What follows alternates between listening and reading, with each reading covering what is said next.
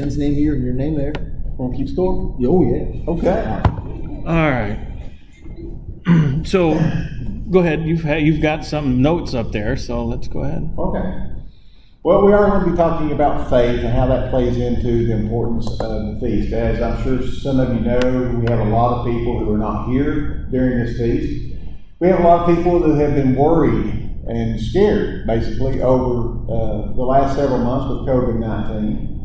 And, you know, every day there are things in the world that can scare us, can make us nervous. And I think you well know that there is nothing out there that you could possibly do to protect yourself from everything. You can't count on everything. I make the joke that you never know when you're going to step outside your home and you're going to get hit by a meteorite. I mean, and there's not anything you can do about it. You stay in your house, well, a meteorite can still get you in the house. People have been hit with meteorites in their homes. So there's only one thing that we can truly count on, and that's God. So it comes down to a matter of how strong our faith is. And that faith through our lives will vary. Sometimes we're really faithful in some things, and other things, maybe our faith is tested. Maybe we're not as strong in faith in other things. And I think this past year, from my experience, that for myself and other people that I know, there was a weakening of faith because it was hard to know what to believe. When the COVID all started, I was like, I don't believe this. I don't buy into it. I don't think it's as bad as they say it is. The stuff they were saying didn't make sense to me. And so I was like, yeah, bull, fake news. You know, have been dealing with it for a long time and it's still continuing. But then President Trump started saying some things that made me start thinking, well, if he's actually agreeing with some of this, then maybe it's a little worse than what I thought. And so about 2 months ago, I found, basically in my own mind, I equated COVID-19 to global warming. Because if you look at what happened with global warming, if you remember it came out, we're all going to die. We got a couple of years to do something, we got to do it right now or we are dead. Because it is such horrible conditions out there, and so everybody was panicking. They started trying to figure out what we're going to do. They're going to have the carbon taxes and all these other things they were trying to pass to save the planet. And then we had people start going, wait a minute, I'm not sure about this. Then we had scientists who started disagreeing with other scientists. And then we found out that the numbers that they were using were doctored. That a lot of the information that was plugging into their models was not right. The information was faulty. So then it was like, okay, well now the information, the data is faulty, it's fake. So now what you're telling me is going on, now these other people are taking the numbers and are taking different numbers, which they say are the correct numbers because these others are fake. And now we're seeing it's not as bad as you were saying it was. But then you had the other side who was still saying, oh no, it's still horrible, it's bad, we're all going to die. And so now you don't really hear a whole lot about global warming. Not like we used to. It's kind of faded away a little bit because there was so much conflicted information. And I feel like that's the way COVID-19 has come down. If you remember when it started, we were all in big trouble. The stage we had to act immediately. We had to take action now or the hospitals were going to be overrun. People were going to be dying in the streets right and left. So we did take action. And then the things that they did, they built field hospitals. The field hospitals were never really used. The giant ships that went into the harbor in New York preparing for them, they didn't really use those. By design. Yeah. So, so it was like, okay, well, this is not making sense. Well, then we started finding out, well, a guy got hit by a motorcycle, but he died of COVID. And more stories. I heard stories of people who were, one nurse out in California was testing, and she said every test she did was positive, and she didn't understand that. So she took a swab, I think she took 10 of them, and just put them in, didn't use them or anything, and sent them off. Every one of them came back positive, and they had never been used. So she told some of the people she was working with, so each of them sent off like 10 of these swabs. So there was a bunch of swabs that were sent off that were never used. Every single one came back positive. And so you hear all these stories, and that's what I'm saying. I'm hearing this information. I'm hearing that the data is wrong. I'm hearing the data is fake. I'm hearing it's being exaggerated. I'm hearing about these things where tests are done and there was no germs or anything on it, but yet it comes back positive. Then you hear about people who are being tested, and then they come back and go, "Oh, well, no, actually, you're not positive. It was a false negative or a false positive." And so it's like, well, then what do we believe? And so it becomes scary because we're told this is a serious disease. We probably all know somebody who's had it. And some people have had a rough time. So the disease is real, but so is the flu. So is chickenpox. So is measles. We have these things that happen every year, and yet we don't talk about the numbers of people who die. Are those lives any less important than the people who get COVID and die? So again, when it comes down to people, or humankind, who can we believe? So it always is going to come down to our faith in God. And of course, I know you know that Hebrews 11:1 says, "Now faith is the substance of things hoped for, the evidence of things not seen." Faith is something you have to believe. Now, I bet you I can talk to every one of you out there and ask you to tell me something about your life. And I guarantee every one of you has had some kind of experience. Maybe not at the moment it was happening, but you look back on, I know God was involved in that. And we know God does things in our lives, and that's how our faith can grow. Because when you pray and you have an answer to prayer, there you go. That gives you faith.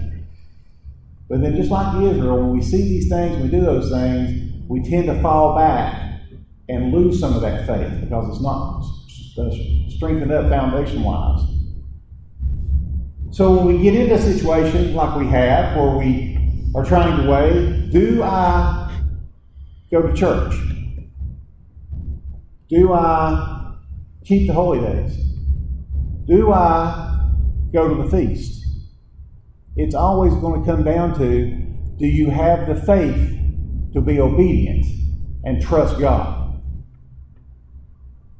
And I think this past 6 months, 7 months, 8 months now, I think for me has told me that I need to make sure I strengthen my faith. Because it wavered during all this. And when I look back on it, I'm not happy with myself because I do trust God. Everything I do in my life, I try to put it in God's hands, and I try to trust whatever it is, it's going to work out. But sometimes that physical side of me gets in the way. And faith, when it comes down to it, faith is the act of trusting God. So I'm going to ask a question since we have a live audience. How many of you trust God? I gotta inject something. If everybody that's not here would be here last year and we'd asked that question, they would have raised their hand too. But they're not here. So what does that tell you? None of us are necessarily good where our faith is right now. We need to strengthen it. You may think, hey, I've got this down. And you are here. And that shows you have a lot of faith, that you came down here. You've been enjoying the feast, but what about what comes next? Do you think it's over? Do you think this was the worst we're going to see? There's more stuff coming. There's worse stuff coming. And we have got to build our foundation of faith that we trust God. And no matter what happens, what's thrown at us, as David said, as Ken has said, we are going to do what God has commanded us to do, no matter what.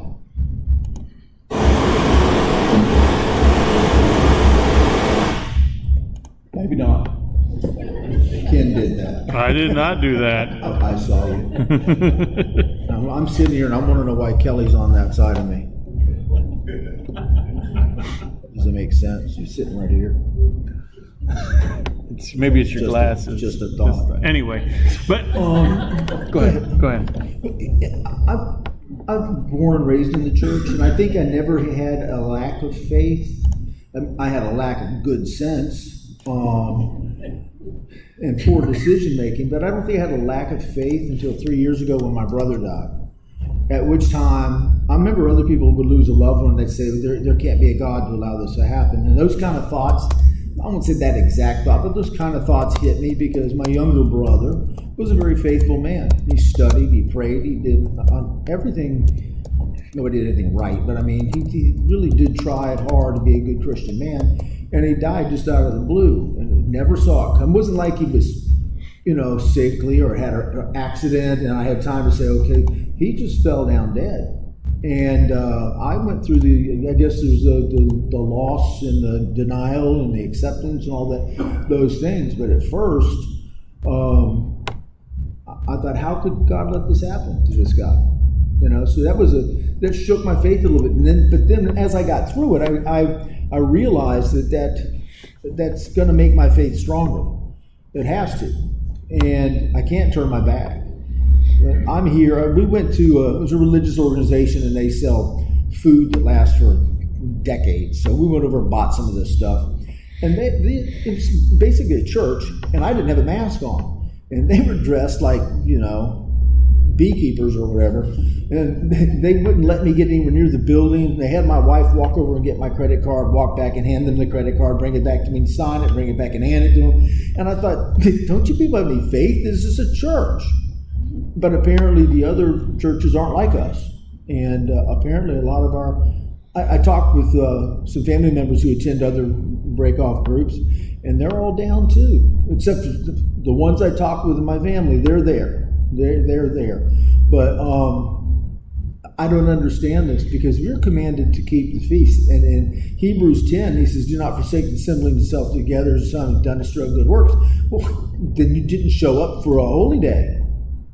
If you turn your back on God that quickly, then don't drop on your knees next time you need something. You got a tummy ache and say, make me better. Why would he? And if I died from the COVID, I won't have to deal with a lot of stuff anymore. It's a little bit of a break. And I did the right thing. And he made me a promise. He said, if you do the right thing, you'll live again. So I don't understand that. It's through faith, all of the great men of the Bible, it said through faith, Sarah had a child. Through faith, David did and Abraham did. And who am I? I'm not great as they are, but I can have faith. There's a woman up north that we take to church every week. Her name is Helen, and she's about that tall. She can practically stand up in my van without touching, and we don't have a turtle top on. And we pick her up and take her to a church every week. And her nephew, who is kind of takes care of her because she's 87 years old, that she's in not a home, but kind of a community living setup, and her memory is shot. She'll order, we'll go to dinner after services, she'll order, and before the waitress gets 3 steps away, she'll ask my wife, what did I order? Or did I order? But her nephew wasn't happy with her going to church.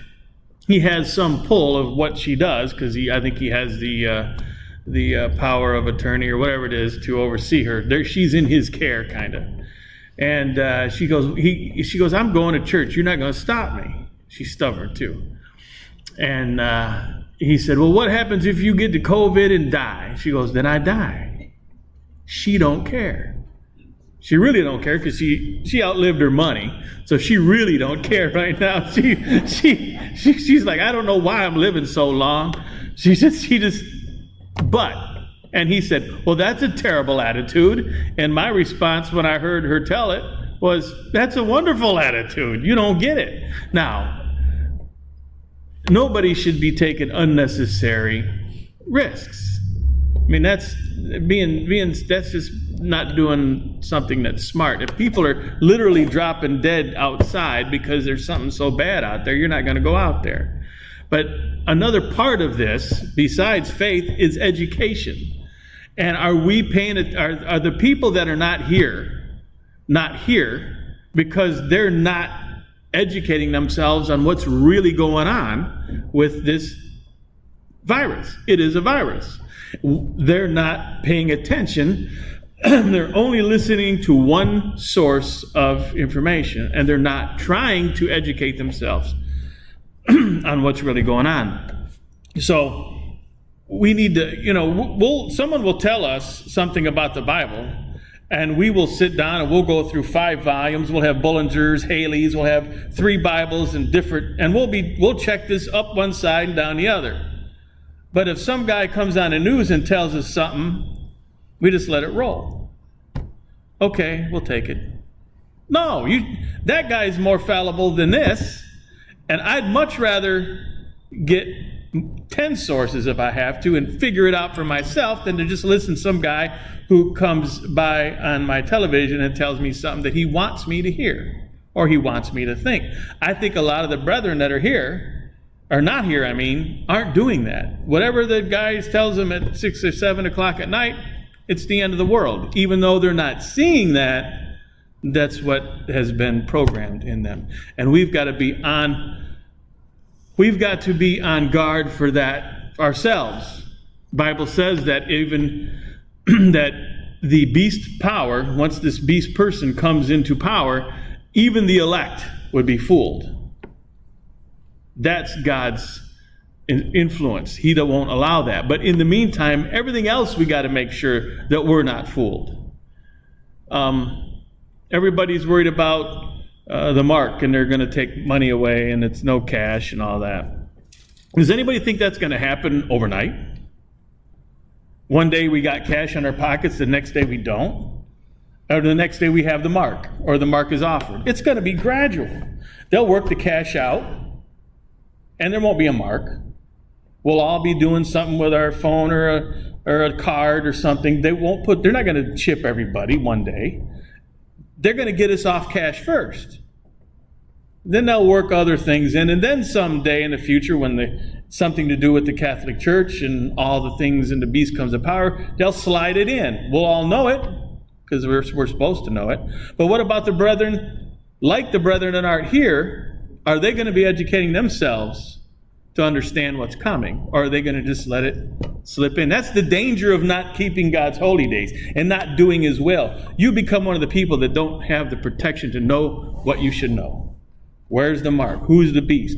If we stay with God, He'll let us know. If we're sitting at home when we should be doing the Passover, that's a problem.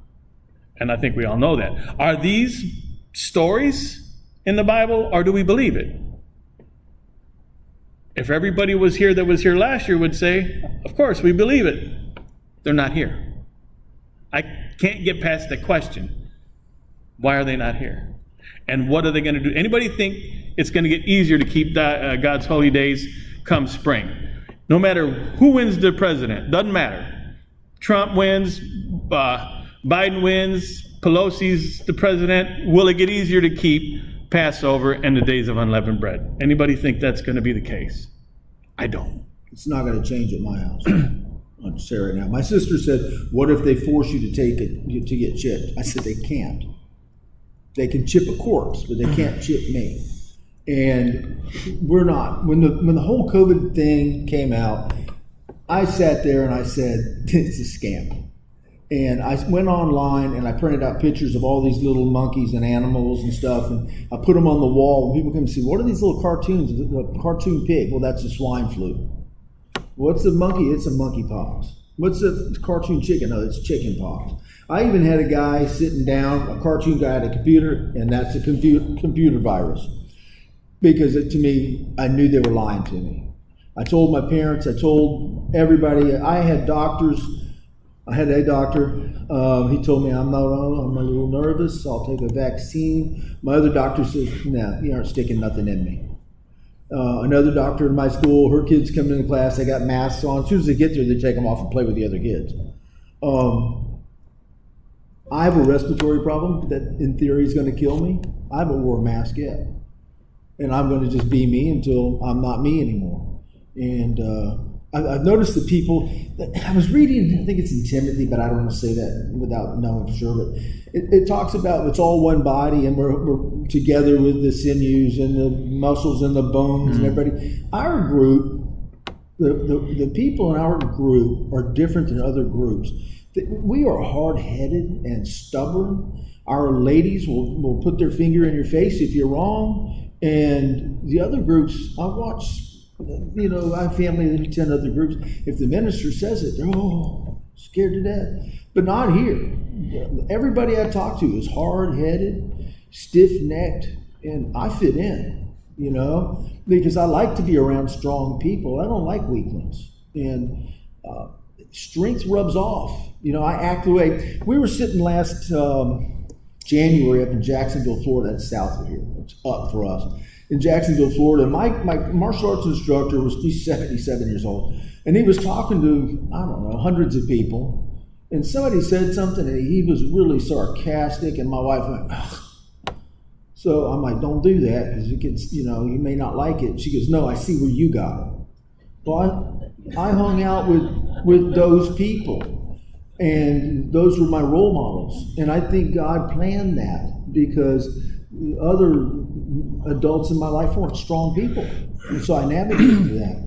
You're not going to get that strength sitting at home and watching the boob tube or whatever the new name is for this thing, computer.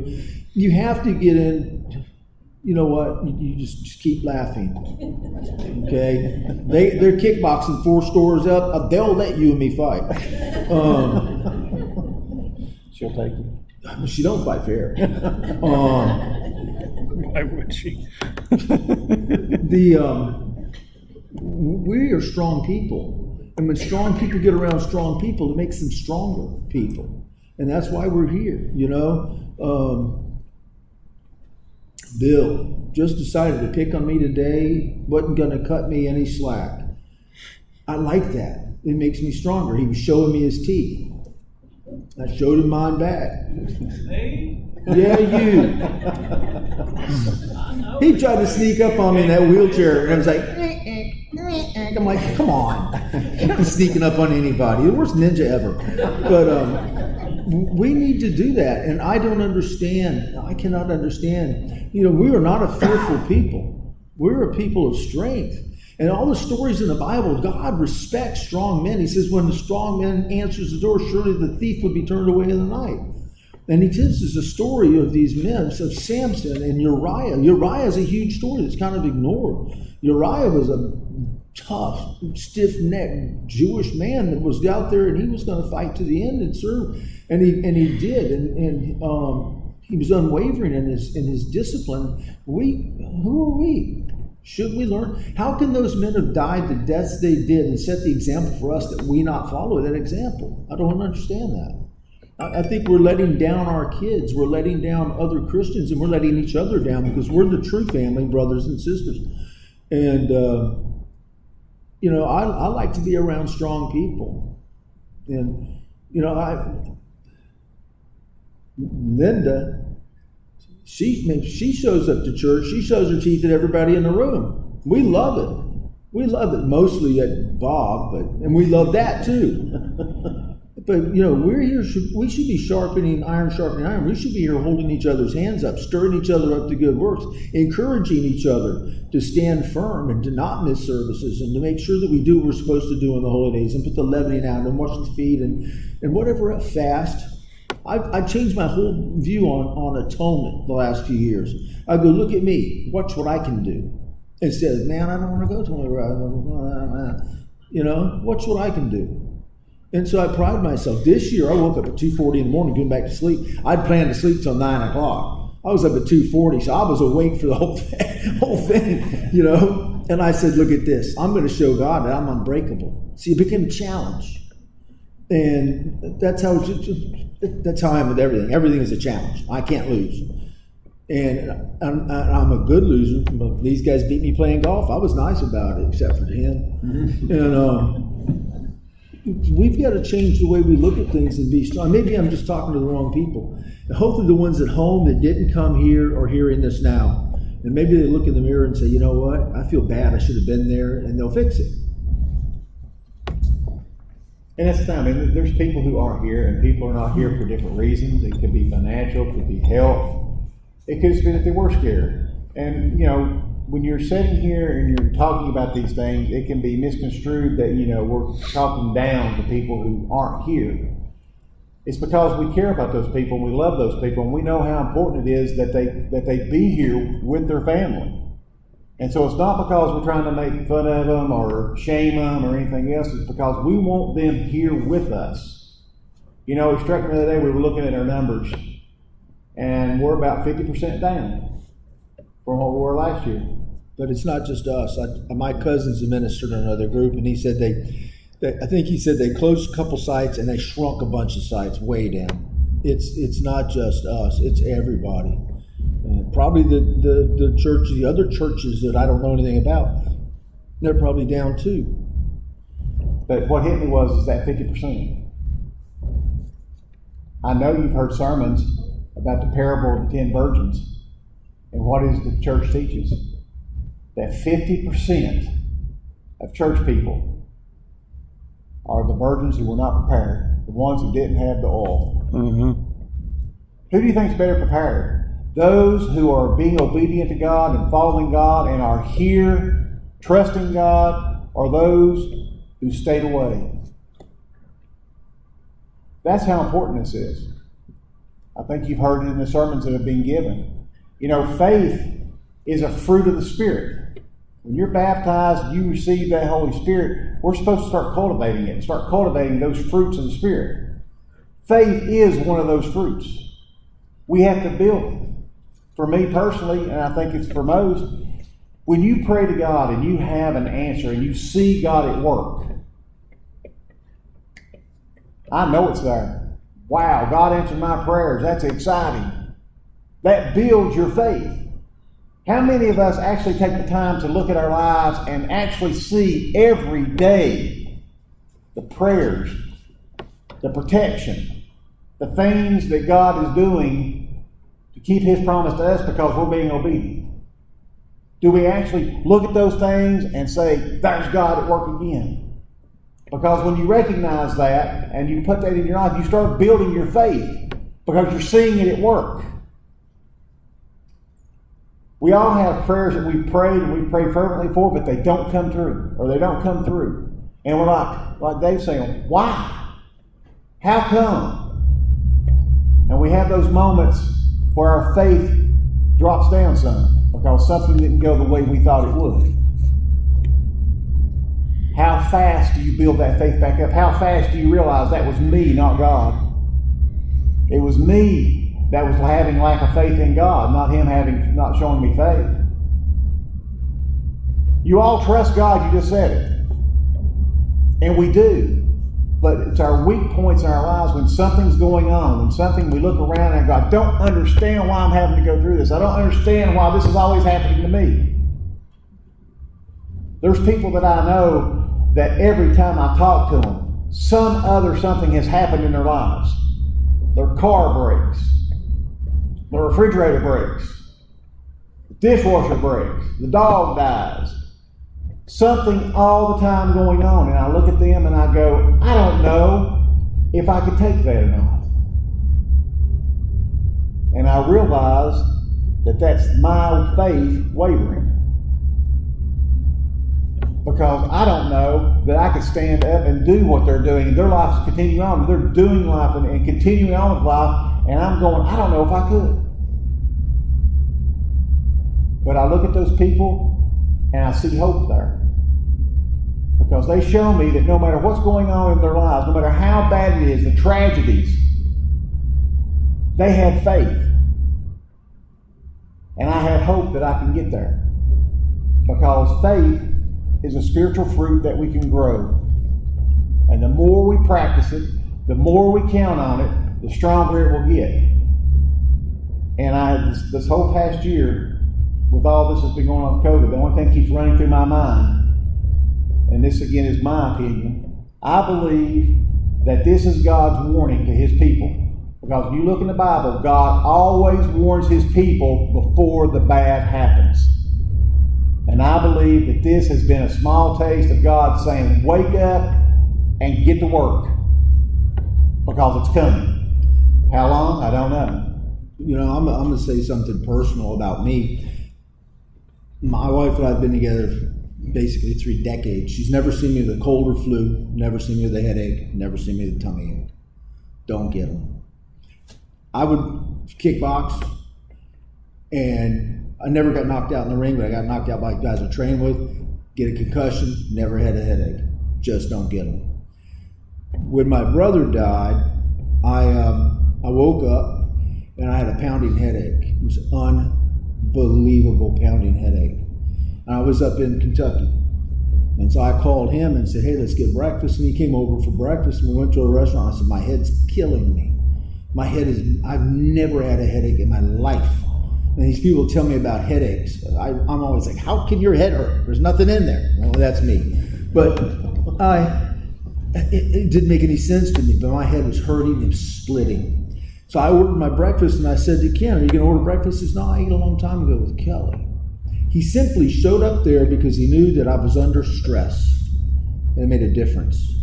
It made a real difference. You don't know who you're touching when you show up to services and you talk to somebody, some older person, some kid, somebody who's new might still be not know what all the stuff we do about the Sabbath, the food laws and holy days. You might befriend somebody by accident and teach them things that they need to change in their life in order to quit eating pork, which they didn't know that was bad or whatever.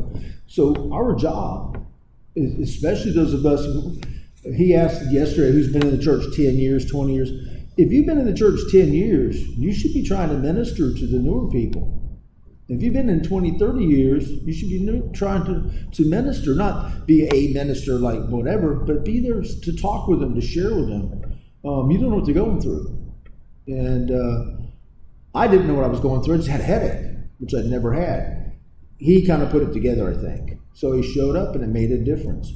So I pick on him a lot, and it's not because I don't like him, it's because it's really simple to do. You know, I don't pick on people who can really fight back. I'm a bully like that. But he was really there that's his self-defense. Like if looks could kill, I'd be out of the chair. But it made a real difference. I've never said anything to him because I'm not like one to, give him any credit at all. But it meant the world to me. And you don't know when you're doing that for somebody else. And the newly baptized people, get ready, you're going to have trials. You're gonna, Well, my son was baptized last month, and he got his side swiped. He lost his job. He lost his money. He lost everything but his shoes, and they might be next, But he's going to be at the feast next year. And he said, he was born in the church, he's still a babe in Christ. So you really need to be here. And if you don't have faith, this is a great place to be, because it's going to make a difference.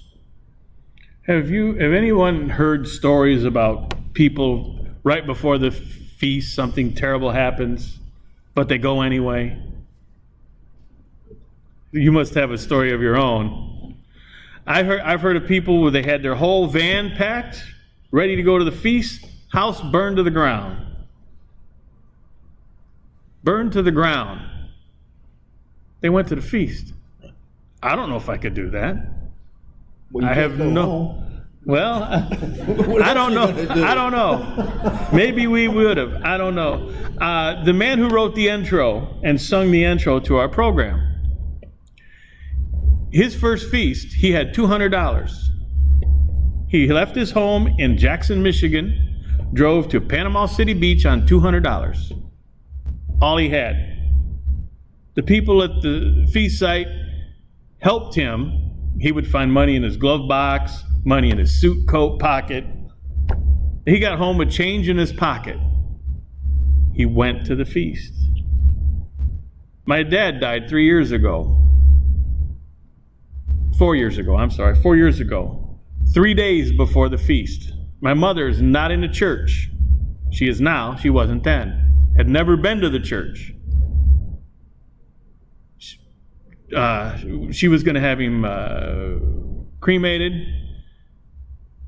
We went to the feast. I said, Mom, you're going. I'm not going. There's nothing we can do sitting around the house. We're going. She agreed. We packed up, we went to Branson. She had a great time. Her mind was she had something to occupy her mind and then when she got back, she was real strong about it. She was very, very matter of fact about things, got it done, took care of everything. Dad was cremated, and she took care of everything that needed to be taken care of. We did, 10 days later. But I hear stories about people getting the feast on a bicycle. I don't know, has anybody heard that? I've heard it. I heard it from the group up north. I don't know how many miles they had to go, but I hear these stories. Those people are superheroes to me. The people in this room, you people I look up to you because you got here. I looked up to the people, and I still do, but I'm a little more apprehensive about an awful lot of people who aren't here. Some of them I'm very upset that they're not here. I look up to those people. I don't get it. I don't know. Fear is strong. We got to remember, someday the fear could be much more dangerous than what we're experiencing now. Not that it's not dangerous, but it's not as dangerous as what's coming. There may be a day where you can't. Everything's shut down. You can't even walk out. You can't walk down the block. Who knows? But until that day's here, we need to do everything we can to do what God tells us to do and get to church, the feast, meetings, especially Passover. I just don't see it. I was pretty pig-headed. I said, we're having Passover. I said, ain't nothing stopping us. I tried hotel after hotel because I got a couple people, Richard Messer, his wife, Loma, down in southern Ohio, Dayton, Cincinnati area. And I go down there every couple of weeks, and this was right before Richard was diagnosed with cancer. And I called all over the place. The hotel, we had just set up a hotel to take us for twice a month. They said, nah, the COVID, can't come in. I said, there's only going to be 5 of us. Can you take it? No. Room's half as big as this. You can't take 5. No, we're afraid. I called this other hotel after hotel. Finally, I got a hold of the one that I had used for something else before. The man said, yeah, you can come down here. Charged me like $50. It was going to be $100. He said, you're only going to be there for an hour or two. Just give me $50. It had a sink, perfect. We went in, we did foot washing, great service, and he charged us $50. But I wasn't going to, we were going to do it at Loma's house. I mean, it's 2.5 hours to get there, and we were going to do it in her house. I wasn't not doing it. We'd done it in my van if I'd have had to. But we can't let the world override what we know. And the wake-up call are all the empty seats we're seeing. I mean, that's the wake-up call. This is real now. We're in this. This isn't something that could be. We're living it. And I hope they do hear this. I hope they do decide, well, it's not, I'm not going to just fall over walking out my door. So it's time to do it. But they've ran the whole lives. Some of these people have ran this marathon, this ultra marathon. They've been going at it for 10, 20, 30, 40 years. They're not here. As soon as the trail got a little rough, they're not here. We're stepping over rocks and sticks and stones, and maybe the bushes are on fire and the trees are full, but we're still coming. We haven't stopped running. It bothers me that they're not here. I've got a group who meet at my house every Saturday. It's weird when they're not there. It forces us to get out of bed on time and get moving, get everything set up. And I'm so happy they're there. And we're never going to stop. We'll find a way. When the riots happened, I looked at my wife and I said, I got to go and stand in front of a crowd of people in front of my business because they were rioting in front of my business. And she didn't want me to go, but at the same time, that's our business. And I loaded her little .22 revolver and said, there you go. And I didn't have any speed loaders, so she just kind of on her own. I trusted she'd be okay, and went up. Okay, it's not true. But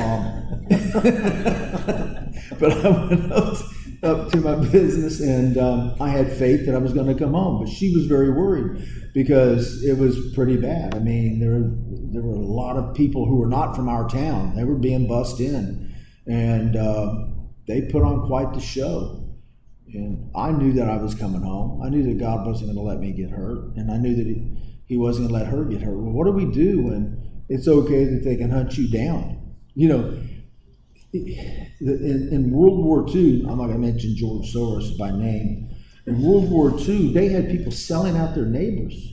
And New York has asked the people up there, if you think your neighbors are hoarding food or ammunition or whatever, turn them in.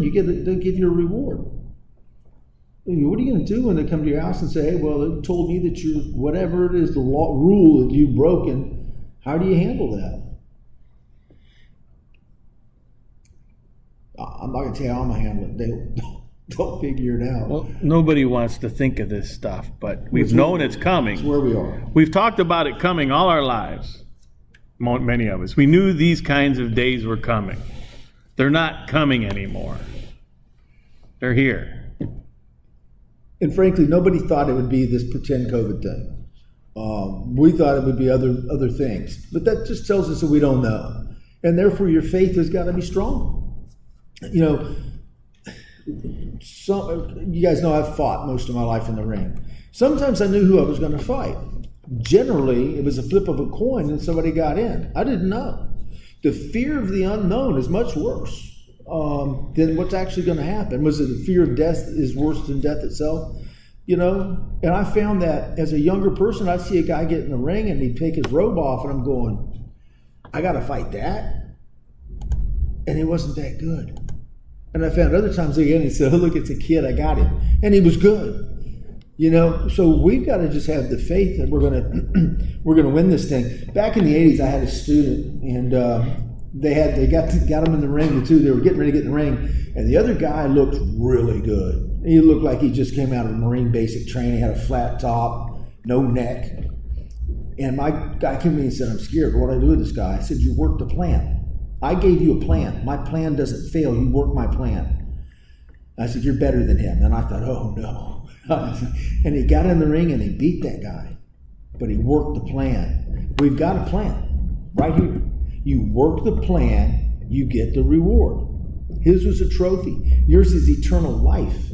Yours is to live in the kingdom of heaven and rule angels. Right now, we pray that angels take care of us. As soon as the kingdom of heaven comes, you will rule over them. You will judge them. So I have a feeling there's something in it for them too. They kind of want to take care of us. You know, they want to go, hey, just want to let you know, you almost got hit by a car at the time. I stopped that car. Just saying, you know. They want us to make it. And it says when someone repents, that the angels sing and they dance and are joyful because they love you too. We should be here out of an act of love for God, but for each other. We're brothers and sisters forever. How many of us have brothers and sisters that may not be our brothers and sisters in the kingdom? I don't know. There's 11 of us. I know all their names. Most of them. Okay, all of them. Okay, but most of them don't want to have anything to do with the church. They were raised in the church. Don't want to have anything to do with it. Not interested. They're more interested in the life that the college provided for them. And, you know, I was reading something the other day. How did Satan get into the garden and get into Eve's head? He went and said, don't you want to be like me? Don't you want to know everything? If you do what I do, you can be like me. And she thought, wow, what do I have to do? Eat this fruit. That's what our college professors are doing. Don't you want to be like me? We know everything. There's no room for God. We have the answers. The answers are in you. And they're in all these books. And all you have to do is read them and get away from that God thing, and you'll find the answers in you. It's the same thing. It's the same thing. Our students going off to schools are coming back so stupid. I don't know where to begin. I mean, but he's a woman. How is he a woman? Well, he's in a dress. So suddenly he's a woman. I think, come on. How stupid can you be? Hey, listen, if I dress like Superman and jump off a building, it is not going to be the same thing that Superman gets. I'm just saying. Because I did used to dress like Superman. I did, actually. I saw pictures. Yeah. I dressed like, it was a phase when I was in my early 40s. Let me ask you a question. How many of you can just think real quick of a time that you know God intervened in your life? Just put your hand up. Just about everybody. Now, everybody look around and look at the hands that are up. Let me see if I can Our switch. faith. You're seeing faith amongst a bunch of different people's lives.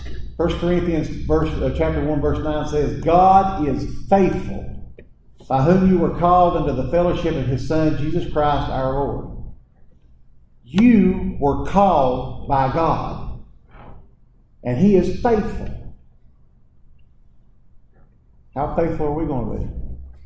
Yeah, we shouldn't get big heads because we're here. No. Because next year, next time, we could get weak. I mean, we probably all thought for a second during all of this that maybe we should do something different this year. It might have been there, but we're here anyway. I respect that. One thing we shouldn't lose sight of is Paul told the Corinthians, though I have all ability to prophesy and all faith and can do all these great wonderful things, if I have love, I'm nothing. Obviously paraphrasing, but we got to remember that above all. We also got to remember to do God's will. And everybody in here is doing that. Go ahead. I didn't choose my parents. I got stuck with them. They didn't choose me. They got stuck with me. I didn't choose my son. We got stuck with each other. God chose you. Out of everybody there is, out of all the Einsteins and geniuses and super athletes and pretty people in Hollywood, He chose you when you were in the womb. You didn't choose Him either. He put the faith into you, the desire in you through the Holy Spirit to look at these things. Because let's face it, we're weirdos. When you look at religion, we're weirdos. You know, they said we're a peculiar people. Well, you're queer people. We're not. We are different, and gladly different, because we have an understanding. And I don't care how hard you try to explain what you know to somebody God has not called, they're not going to hear it. No matter how much you can yell it, you can scream it, you can push the book in their face, you can sprinkle voodoo dust, they're not going to get it. For some reason, God picked you. Why would He choose me? I'm a guy that likes to wear my ring on other people's face. Why did He pick me? He did, you know. And my wife was raised not knowing really anything. I mean, she went to the Catholic Church a little bit. She went to this church a little bit. And she just said one day, this Bible cannot be understood. You've got to be some kind of a secret holy man to understand it. And I worked nights, and she read the literature from church. Like, well, I married this guy. I love my husband. He believes these weird things. And so she read it. And one day she said, this makes sense.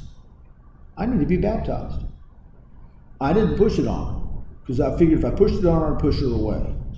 And I kind of liked her. Not as much now as I used to. She's a little bit mean. But I told her the other day, I said, if somebody would have shown you a picture at 16 years old of me and said, that's going to be your husband, you'd have committed suicide. So it is what it is. God saw something. He put something in you, probably at conception or very close to that separated you. We were talking the other day about people who will just whatever reason, look at you and just have this hatred come over them before you ever speak a word. Because demonic people can see God's Spirit in you. There's a couple of famous people, and one guy's famous in the Tampa Bay area. Every time I get anywhere near them, they go into a rage. I told my wife, I went to this thing today, I said, if so-and-so is here, watch when he sees me. We're walking along, and all of a sudden, I said, that's him over there. And she looked, and when he saw me, he went into an absolute, he wouldn't take his eyes off of me. And I said, we are set apart.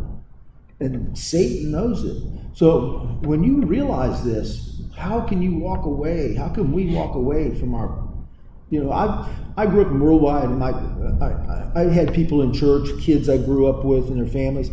And I get on, nobody ever heard of Facebook. And now I've got this, I didn't even want to do a Facebook, but I said, you have to do that if you have a business. So I got this Facebook, and I just started putting in people's names. And all of a sudden I'm seeing pictures of them. And they're keeping Christmas and dressing for Halloween. And one of their children had died and said, my daughter's in heaven with Jesus. How can you, after they were in the church for decades, how can you do that? My son said, people ask him if he's Christian, because I don't want to answer, because they think that I'm like that. I don't want to think I'm like that. Especially my neighbor who used to stand in the street. We'd go out for a walk, and she'd start yelling, hello, Overstreet family. Jesus loves you. And she would yell it till we got around the corner. We just hear her keep repeating it. And my son's like, I don't want people to think I'm like that. And I sat down and read Hebrews 1 to her. Through faith, but nobody got there. And she said, where is that? I said, oh, it's in the Bible. And she said, where? I said, it's in your Bible. She goes, tell me where it is. Her husband was a pastor. I said, it's one of the scriptures your husband won't step on, because he's a Sherpa taking you through the woods, and you got a waterfall. And if you step on this rock, you're okay. And you step on that rock, you're okay. If you step on that one, you might slip off. So he just avoids that one. That's that whole chapter, Hebrews 1. You've never heard it. And your husband's a pastor. Now, we've heard it. We're being held to a higher account. I told my son, once you're baptized, it's now or never, because you're under a microscope. Is that the right word?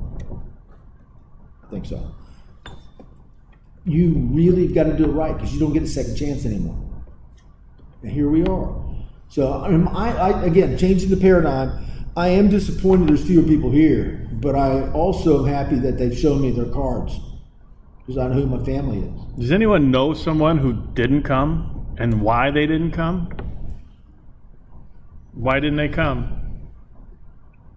A lot of the people in our church have health issues. Okay. And so they don't want to get this virus because they know it'll be bad for them. Okay. I think that's a lot. Are there people that don't have many health issues that didn't show up? In our church, everybody's old and decrepit. Well, they're not all. You're here. I know I'm old and decrepit. No, you're not. Speak for yourself. I What's so wrong with it? I've got health issues, and I'm here. I think Mr. Pettis put his hand up. Yeah, I have, yeah, I have, there's several people back at home. And the same thing, they have health issues. Plus, you have a way, I didn't judge them. You said, they can both be in my both have health issues. My last exam, my doctor, halfway through the exam, pardon me because I don't use the expression, she yelled, "Oh my God." Yeah, I just started laughing because I ain't dying anytime soon. Ain't gonna happen.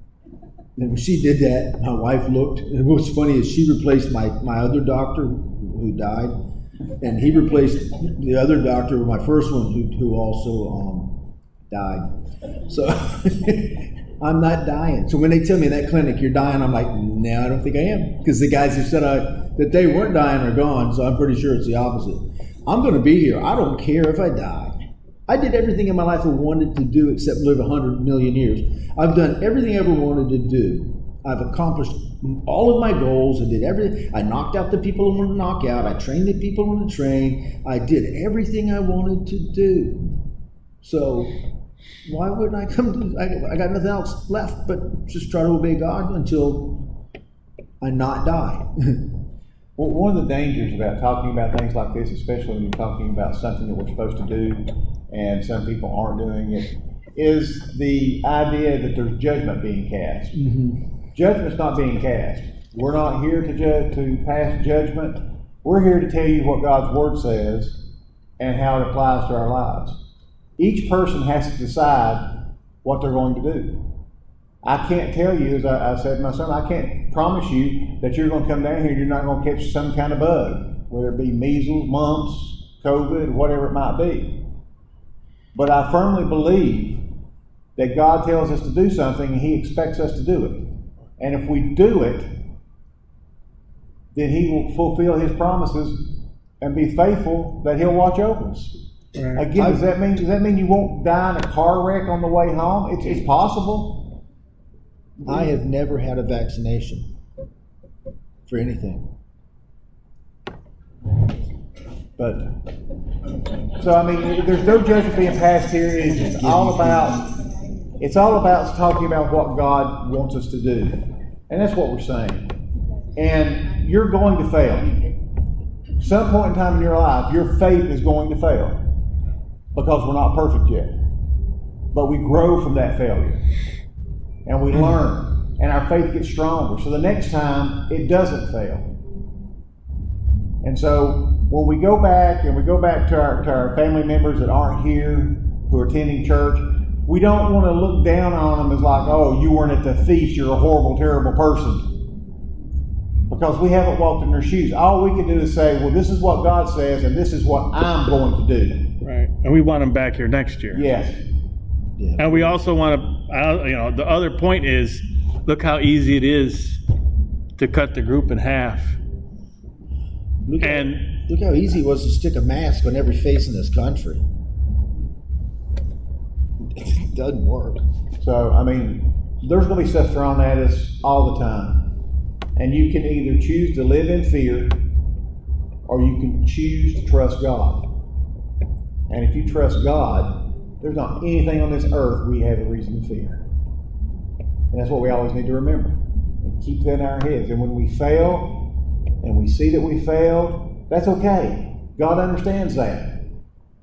He will strengthen us if we're doing what we're supposed to be doing. So that's just part of life is failure. So don't beat yourself up, tire yourself down because you failed. Pick yourself up and say, it's not going to happen again. And move forward. Because there is nothing on this earth that we need to be afraid of. Not gunshots across the road, not bullets. Well, then why were we ducking? Yeah. Why were we ducking? Because we're not stupid.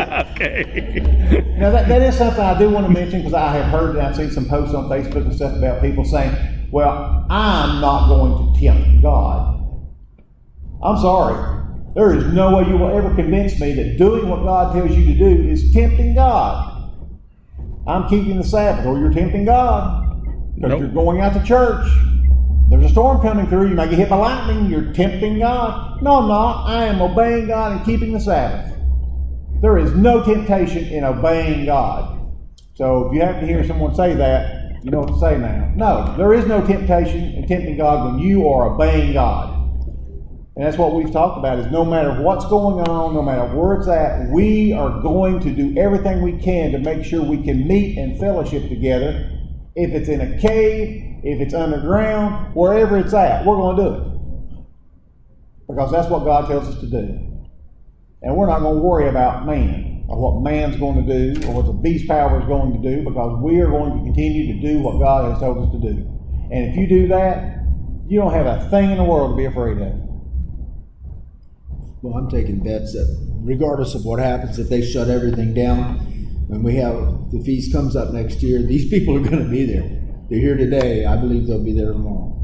I agree. So, and a little guilt towards the people that didn't show up. If we get a little guilt going, I'm fine with that. Yeah, the guilt thing does work. My mom did it to me, and my wife does it to me. Yeah. We just want them. We want them here, and we don't want them to feel. Well, what we're doing here is it talks about a shepherd who has 100 sheep in the flock leaves the 100 to find that one. who got away. And that's what we're trying to do. Maybe we're doing it in a crude way because, we're just working stiffs, but we are really reaching out to find those lost sheep and bring them back because we love them and we know what's going to happen if they don't come back. And it's easy to skip once. It's easier to skip twice. It's, and we're not doing that. Richard couldn't come to church. We couldn't meet because of he had 4 bouts of chemo. So I started live streaming our services in Detroit so Richard and Loma could have services. I told everybody in the church, because everybody was there the first day I did it, I told all the members, you guys stop coming and start watching. I'm shutting it down. I said, you all agree to that, right? And I looked at every one of them. You stop coming to the services because you can sit at home and watch it. I'll shut it down. I said, we understand. I will shut it down. Or they'll be there. But we're supposed to gather together, and we are. And some of you probably have seen me online but not met me. I wanted to meet you. I wanted to come and see the other people. My wife and I are going back and forth about if we'll be here next year or not. The stronger of the two will always win. So I'm confident. I'm confident that We're the other people? the stronger of the two will other win. We'll stop talking, confusing me. The people over there. The people who I've not met. The other people. However, I'll be honest with a couple people here have been a little pushy. So, enough about your family. But we gotta be here. I really think y'all will be. I'm glad to have met the people here that I've met. It's just like the other people in the church. We're all hard-headed and we're all committed. And I am shocked that the numbers are down, and especially with the people who I know. But when I called down to Panama City Beach, the core people who I know better than others, they're all down there and giving me the same stuff that some of you guys will give me in the feed. Oh, we wish you came back up here. And they're like, well, now that you went ahead, put your toe in the water, but come back down here because this is where you're supposed to be. They're picking on me like I assume you guys would, nowhere near to the extent that some people have, and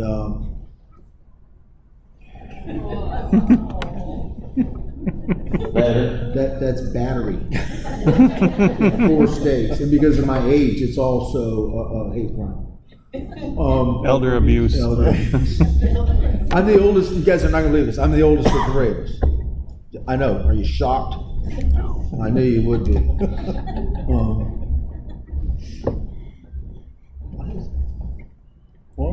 Your sister's laughing. She laughs at everything. We've been on for about an hour. Is there anything else we'd like to say? I don't know. I'm thinking about becoming a Baptist. I don't know. We can discuss this after the program. I have no idea what they do. All right. Well, What we're going to do I know it was. Any questions? Does anybody have any questions, any comments you'd like to make? about the subject. Hold on. Wait for the mic. We're going to make you famous. Yeah, we just put you on. Infamous. I think that some of the people that were not here has to do with the mandates that the government has put out and all their stinking phases and everything, and they probably think, okay, God is going to understand why I'm not at Sabbath schools. You know what? That is a fantastic statement. There are some states that when you go, you got to quarantine. So they had to show up 2 weeks before the feast, do the feast. And when they get home, they got to do 2 more weeks. And now they're out a month plus of work and everything else. You have a really good point. I got a way around that. I do too. I just don't do it. Don't tell them. Right. Don't tell them where you went. I don't do anything. I don't do anything I don't want to do. I am the... Tell you something about me. When I was 2 years old, my father's father had gone blind. Listen, you want to know about me, so stop. I met your husband. It may not work. And my father's father had gone blind, and he did something with me, and he slapped me like this. And I sat there for a minute, and I reached down and picked up a metal truck, and I lit him up. Why am I not surprised? And my dad grabbed me, and his dad grabbed him and said, "Don't take that fight out of him. Don't take that out of him, because when you take that fight out of him here, it comes out of him everywhere else." So I come from those kind of people. My mother in high school punched my football coach.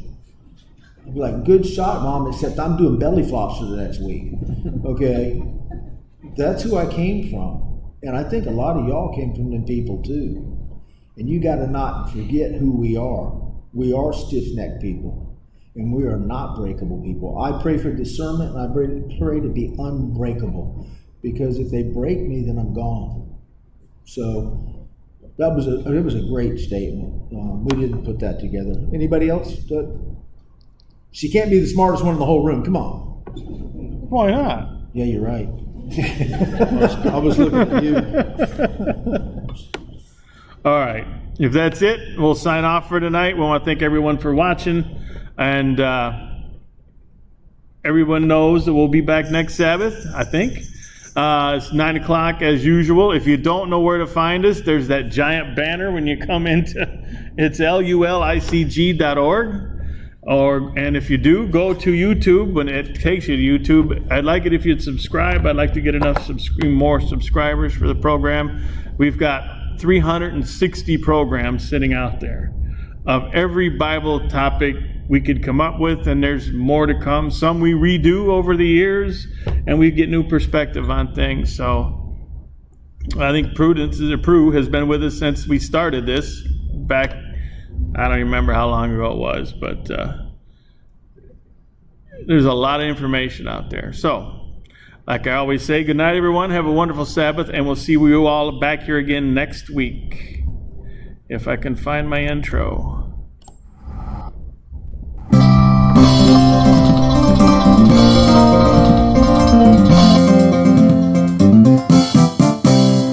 We're happy you could make it.